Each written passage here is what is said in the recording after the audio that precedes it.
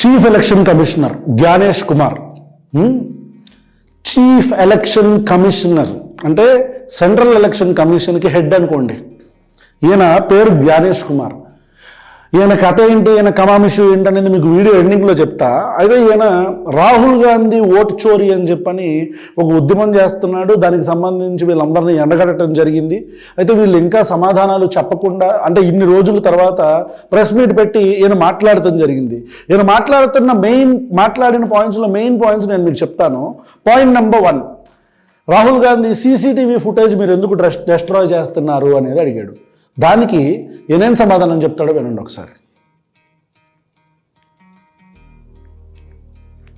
Vote चोरी जैसे गलत शब्दों का इस्तेमाल करके जनता को गुमराह करने का असफल प्रयास किया जाए तो यह भारत के संविधान का अपमान नहीं तो और क्या है। भारत का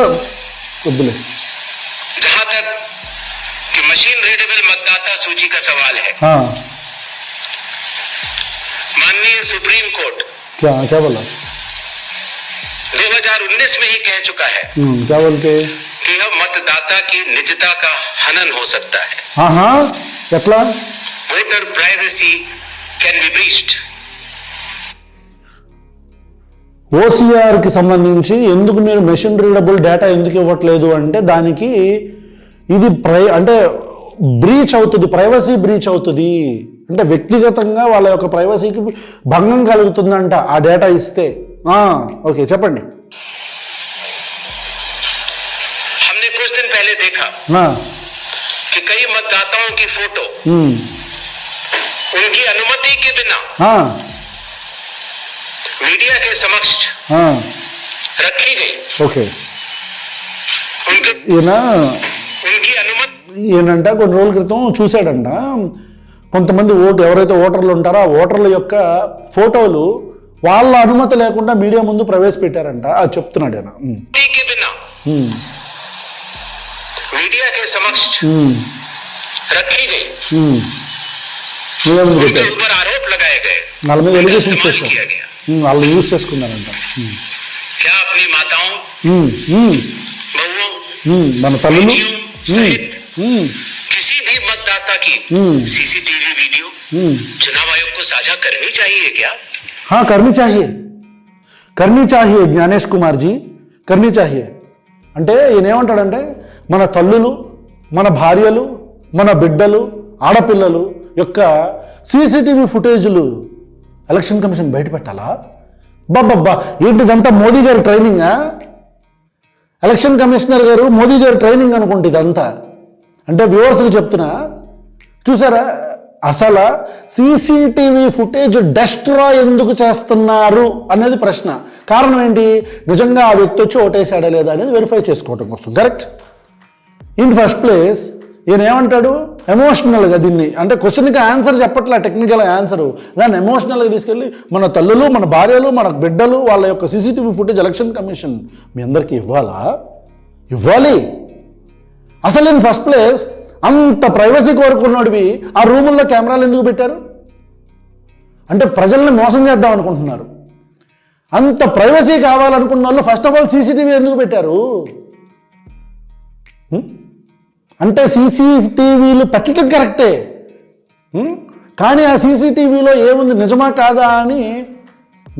కాదా మన దేశ సార్వభౌమత్వానికి ప్రమాదం జరుగుతుంది, అది నిజమా కాదా డేటా ఇవ్వండి అని చెప్పని అడిగితే అది ఆడపిల్లలు, తల్లులు, చెల్లెళ్ళు, భార్యలు, బిడ్డలే.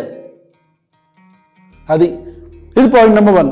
ఇక పాయింట్ నెంబర్ 2 ఏమంటాడంటే డూప్లికేట్ ఓటర్స్ గురించి మాట్లాడుతూ పీయూష్ అనే వ్యక్తి గురించి క్వశ్చన్ అడిగారు. అడిగితే ఈ పెద్ద ఆయన ఏమంటాడో సమాధానం వినండి ఒకసారి. చెప్పండి.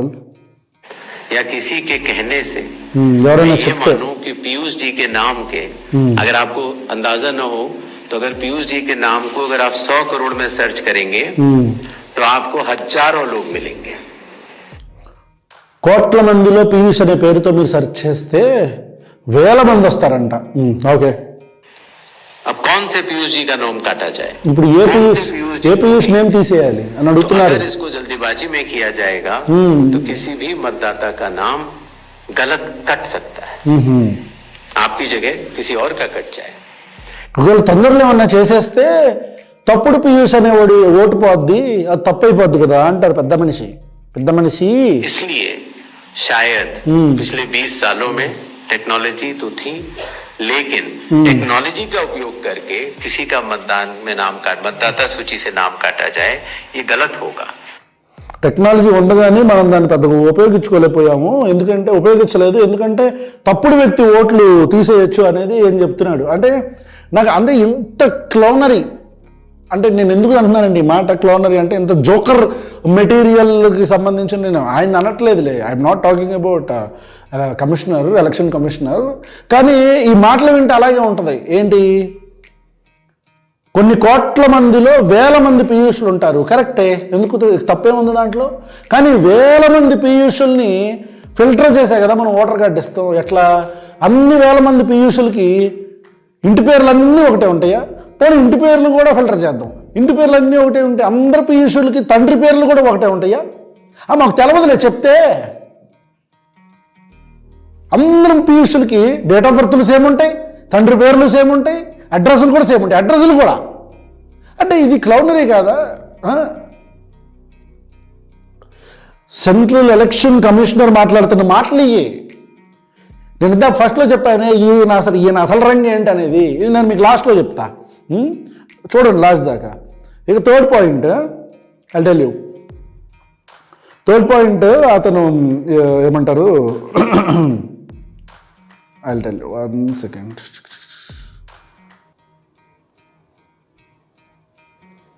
ఎక్కడున్నావు అంకుల్ నువ్వు? మళ్ళీ వెళ్ళిపోయాడు తాత ఎక్కడికో, ఉండండి. Saras third point. ఇప్పుడు చూడండి, అసలు నేను ఇది చూసిన తర్వాత నాకు మైండ్ బ్లాక్ అయ్యి రెడ్ అయ్యి గ్రీన్ అయిపోయింది. చూడండి, కొంతమంది ఓటర్ల ద్వారా ఓట్లు ఇలా చోరీ జరిగింది. క్వశ్చన్ అడిగితే ఆన్సర్ దొరకలేదంట. ఇలాంటి ఆరోపణల వలన ఎలక్షన్ కమిషన్ భయపడదు, ఓటర్ కూడా భయపడ్డంట.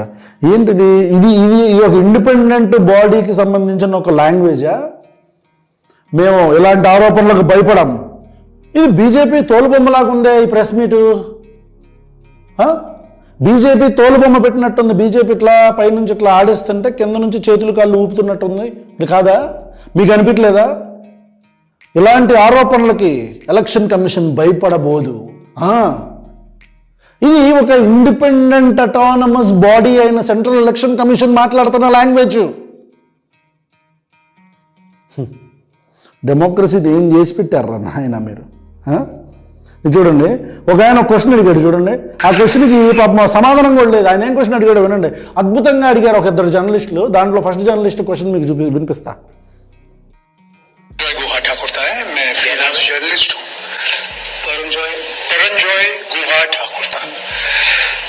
Sir few questions. इतना हड़बड़ी में आपको एसआईआर करने का क्या जरूरत है जब बाढ़ चल रहे बिहार में, बारिश के समय, और समय बहुत लोग कह रहे बहुत कम है. आपको सुप्रीम कोर्ट ने आदेश किया 14 तारीख के दिन. आपको మీకు ఇంత హడావుడిగా ఈ ప్రెస్ మీట్ ఎందుకు పెట్టాల్సి వస్తుంది? బీహార్లో వర్షాలు పడుతుంటే ఎలక్షన్ టైం లేదు కదా. ఇక రెండోది, మీకు 14వ తారీఖు సుప్రీంకోర్టు మీకు ఒక ఆర్డర్ ఇచ్చింది. जो 65 लाख लोग का नाम नहीं है तो आपको देना पड़ेगा. इससे पहले आपने क्यों नहीं दिया? ఎన్ని లక్షల మంది అయితే ఓటర్లకు సంబంధించి మెషిన్ రీడబుల్ ఫార్మాట్ ఏదైతే వాళ్ళు ఆరోపిస్తున్నారో, అది ఏదైతే డేటా లేకుండా పోయిందో ఆ డేటాని మీరు ఇవ్వండి అని చెప్పి సుప్రీంకోర్టు అడిగిందని ఆయన అంటున్నాడు. 14 तारीख के दिन आपको जो 65 लाख लोग का नाम नहीं है देना पड़ेगा. इससे पहले आपने क्यों नहीं दिया? सवाल है कि महाराष्ट्र में जो 40 लाख नया वोटर. రెండో క్వశ్చన్ అర్థమైంది కదా. మెషిన్ రీడబుల్ డేటా మీకు 14వ తారీఖు సుప్రీంకోర్టు ఇవ్వమంది కదా. ఎవరికైతే ఈ పేర్లు లేని ఓటర్లు ఉన్నారో వాళ్ళ ఎందుకు లేదు అనేది రెండు క్వశ్చన్లు అడిగాడు. మూడో క్వశ్చన్ మహారాష్ట్ర ఎలక్షన్స్ గురించి. 65 लाख लोग उसका नाम नहीं है तो आपको देना पड़ेगा, इससे पहले आपने क्यों नहीं दिया। आखिरी सवाल है कि महाराष्ट्र में जो 40 लाख नया वोटर आए हैं, 40 లక్షల కొత్త ఓటర్లు लोग कह रहे हैं कि पहला बार महाराष्ट्र के इतिहास में, भारतवर्ष के इतिहास में वोटर ज्यादा और 18 साल उम्र के लोग कम, और 5 बजे के बाद बहुत लोग वोट दिया। तो ये सारे మహారాష్ట్ర ఎలక్షన్లో దాదాపు 40 లక్షల మంది ఓటర్లు యాడ్ అయ్యారంట. ఈ భారతదేశ చరిత్రలో, మహారాష్ట్ర ఎన్నికల చరిత్రలోనే కాదు, భారతదేశ చరిత్రలో ఓట్లు వేసే వాళ్ళకంటే యాడ్ అయిన వాళ్ళు ఎక్కువ కౌంట్ అని చెప్తున్నాడు. ఇది భారతదేశ చరిత్రలో ఫస్ట్ టైం కదా. ఇది ఎలా సాధ్యమైందని చెప్పి అడిగాడు. ఎలక్షన్ కమిషన్ అద్భుతమైన ఆన్సర్ వస్తుంది చూడండి, మామూలు ఆన్సర్ కాదు ఇది. मुख्यमंत्री देवेंद्र फडणवीस दे रहे, राजनीतिक दल का नेता दे रहे, चुनाव आयोग अभी तक खामोश थे, क्यों? ఎందుకు సైలెంట్గా ఉన్నారు? 279 ఇప్పుడు ఆన్సరు మళ్ళీనండి. दल का नेता दे रहे, चुनाव आयोग अभी तक खामोश थे, क्यों? 279 నెక్స్ట్ క్వశ్చన్ 279 అంట. Next question pass. సిగ్గుపడాలా? ఈ ప్రజాస్వామ్యాన్ని కూలీ చేస్తున్నందుకు సిగ్గుపడాలా central election commission. You should be ashamed of yourself. కనీసం ఒక జర్నలిస్ట్, మీరు అబ్జర్వ్ చేశారా మోదీ తాత కూడా ప్రెస్ మీట్లకి ఎందుకు రాడో తెలుసా? మోదీ తాత ప్రెస్ మీట్లకి ఇందుకే. ఎందుకు? క్వశ్చన్లు అడిగితే సమాధానం చెప్పడం ఎట్లా పెడతాడు. ఆ పాత ఇంటర్వ్యూ గుర్తు చూడండి ఒకసారి. కరణ్ థాపర్ థాప్ అని కొట్టాడు. కరణ్ థాపర్ ఆయన సీనియర్ జర్నలిస్ట్, ఒకసారి చూడండి, బీబీసీలో చేస్తారు. ఆయన ఇంటర్వ్యూ చూడండి, ష్ అంటాడు ఆన్సర్ చెప్పకుండా. ఇట్లా ఎలక్షన్ కమిషన్ క్లౌండరీ మామూలు క్లౌండరీ కాదు. ఆ ప్రెస్ మీట్ చూసిన ఎవ్వడికైనా అర్థమైంది, ఈ అమ్మ ఇదేంట్రా బాబు అని చెప్పని. దాంతోపాటు ఈ రోడ్ల మీద ఉండే వాళ్ళకి వీళ్ళందరికీ కూడా ఇది చూడండి ఏమంటాడు ఒకసారి. లాస్ట్ పాయింట్ ఇది. ऐसा भ्रम फैलाना कि अगर मतदाता सूची में कोई ऐसी चीज है, जैसे एक विषय आया था, किसी ने कहा कि साहब हाउस नंबर 0 है, हाउस नंबर 0 గురించి మాట్లాడుతున్నారు. 80,000 लोगों के हाउस नंबर 0 है, इसलिए वो फर्जी है. 80,000 మందికి హౌస్ నెంబర్ 0 ఉంది అని చెప్తున్నారు. लेकिन कई सारे मतदाता खड़े हो गए, उन्होंने कहा नहीं साहब, हम तो यहाँ रहते हैं.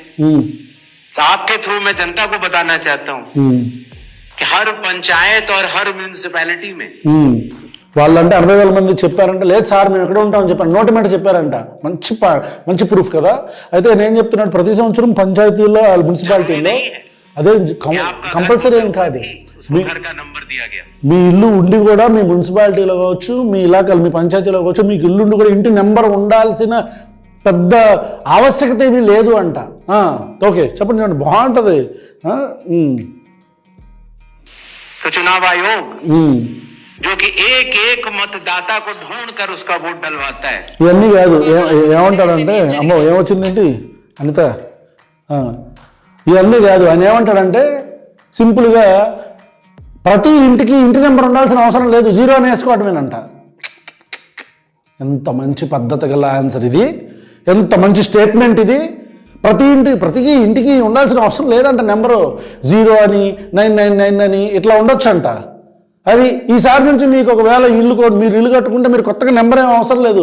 మీకు ఫ్యాన్సీ నెంబర్ కావాలంటే వెళ్ళి ఎలక్షన్ కమిషన్ దగ్గరికి వెళ్ళి ఒక ఓటర్ కార్డు అప్లై చేసుకుని దానిలో 999 అని ఇంటి ఇచ్చేస్తారు.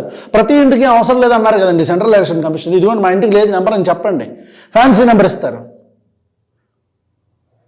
ఈ భారతదేశంలో ప్రతి పౌరుడి యొక్క హక్కుని హరించేసి ఇంత దారుణంగా కొన్ని లక్షల ఓట్లు దొంగతనం చేసి దొంగల్లాగా అధికారంలోకి ఎక్కి దొంగల్లాగా ప్రజల్ని మోసం చేస్తున్నారు. దాంతోపాటు మీకు చివరిలో మాట చెప్పానే, ఈ జ్ఞానేష్ కుమార్ అనే వ్యక్తి ఎవరని. ఈ జ్ఞానేష్ కుమార్ అనే వ్యక్తి ఎవరో తెలుసా? చీఫ్ ఎలక్షన్ కమిషనర్ కదా. దానికంటే ముందు ఆయన ఎవరో తెలుసా? అమిత్ షా బొమ్మ, తోలు బొమ్మ, అమిత్ షా పప్పెట్. చెప్పాలా? విత్ డేటా మీకు అప్డేట్ ఇస్తా, మామూలు అప్డేట్ కాదు. అంటే ఇతను ఏమేం చేశాడు తెలుసా, 1988 బ్యాచ్ అనమాట. ఇతను కేరళ క్యాడర్ ఐఏఎస్ జ్ఞానేష్ కుమార్. ఇతను యూనియన్ హోమ్ మినిస్టర్లో పనిచేశాడు. ఏ యూనియన్ హోమ్ మినిస్ట్రీలో? అమిత్ షా హోమ్ మినిస్టర్గా ఉన్న యూనియన్ హోమ్ మినిస్ట్రీలో పనిచేసి ఆయన అప్పుడు ఆ టైంలో joint secretary Jammu Kashmir division, దాంట్లో ఉండి ఏది మన ఆర్టికల్ 370 వచ్చిందే గుర్తుందా? ఆ ఆర్టికల్ 370కి సంబంధించి మెయిన్ హెడ్ ఈ పెద్ద మనిషి అమిత్ షా బొమ్మ, అమిత్ షా పప్పెట్. ఇదొకటి. దాంతోపాటు అదే మన రీఆర్గనైజేషన్ బిల్ గురించి మాట్లాడుతున్నాను నేను. అది 2019లో అప్లికేట్ చేశారు, ఐడియా ఉందా? ఆర్టికల్ 370 దానికి సంబంధించి.